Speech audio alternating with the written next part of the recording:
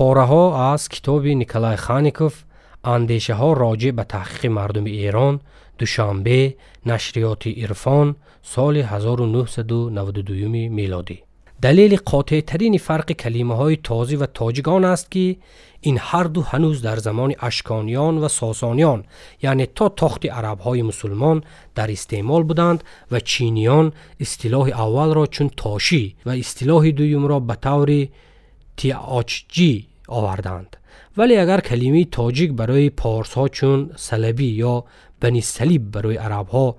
افادهگری تعلق بدین بود، پس معلوم که در دوره اول گسترش اسلام نه نوگرویدگان آیین اسلام و نه آنها که به آیین آتش پرستی صادق ماندند و برای این دچار تعقیبات شدند جرأت نمی کردند تا خود را به این اصطلاح برای غاصبان متنفر نام ببرند. سبب عدم این اصطلاح را در آثار مؤلفان عرب قرنهای اول هجری و باز پیدا گردیدن آن را در زمانی که اسلام به درجه نیرو اندوخته بود که نام مذهبی به اسم خلق تبدیل یافته به آن خطر بیاورد من در همین میبینم. ولی نوبسته به آن که در طول 13 عصر تاجیکان معتقد به اسلام بودند، این دین نتوانست رسم عنعنوی آتش پرستی را در بین مردم تاجیک پره از بین ببرد.